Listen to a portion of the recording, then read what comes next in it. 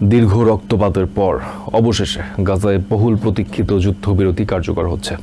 স্থানীয় সময় রবিবার সকাল 8:30টায় বন্ধ হবে দীর্ঘ 15 মাস ধরে চলা ইসরায়েল হামাস লড়াই। প্রায় 47,000 মানুষের মৃত্যুর পর প্রথম ধাপের যুদ্ধবিরতির প্রহর গুনছে অবরুদ্ধ গাজার বাসিন্দারা। তবে জাতির উদ্দেশ্যে দেওয়া ভাষণে ইসরায়েলের প্রধানমন্ত্রী বেঞ্জামিন নেতানিয়াহু হুঁশিয়ারি দিয়েছেন, গাজায় আবারও যুদ্ধ শুরুর অধিকার তাদের আছে। প্রথম ধাপের এই যুদ্ধবিরতিকে অস্থায়ী বলছেন তিনি। এদিকে যুদ্ধবিরতির প্রস্তাব মেনে নেয়ার প্রতিবাদে মন্ত্রিসভা থেকে পদত্যাগ করেছেন ইসরায়েলের কট্টরপন্থী রাজনীতিবিদ ও মন্ত্রী বেন গাভির। এতে পতনের শঙ্কায় পড়েছে নেতানিয়াহুর জোট সরকার। দীর্ঘ 15 মাসের রক্তক্ষয়ী সংঘর্ষের পর দুই পক্ষ থেকেই যুদ্ধবিরতি কার্যকরের ঘোষণা আসলেও অবরুদ্ধ গাজায় মুহুর্মুহু হামলা চালিয়েছে ইসরায়েলি সেনারা। বুধবার যুদ্ধবিরতির ওই ঘোষণার পর থেকেই তাদের চালানো হামলায় প্রাণ হারায় গাজার 120 জনের বেশি বাসিন্দা, যার মধ্যে 33 শিশুও রয়েছে।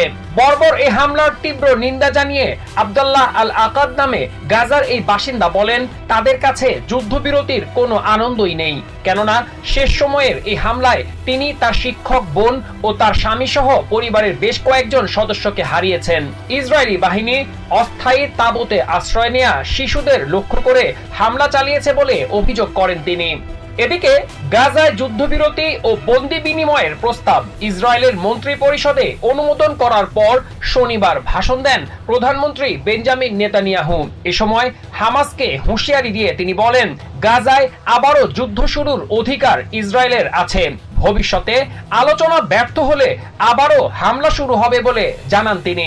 হামাসের সঙ্গে ইসরায়েলের চুক্তি অনুযায়ী প্রথম ধাপের যুদ্ধবিরতিতে 1890 প্যালেস্টিনিয়ান কারাবন্দির বিনিময়ে গাজা থেকে 33 জিম্মিকে মুক্তি দেওয়ার কথা রয়েছে।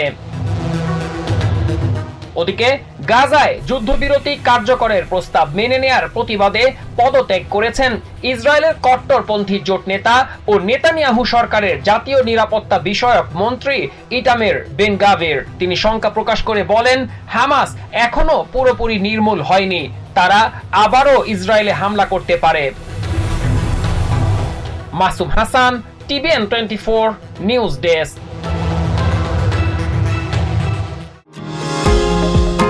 নিউ ইয়র্ক থেকে সম্প্রচারিত TVN 24 টেলিভিশন বিশ্বজুড়ে বাঙালির কণ্ঠস্বর।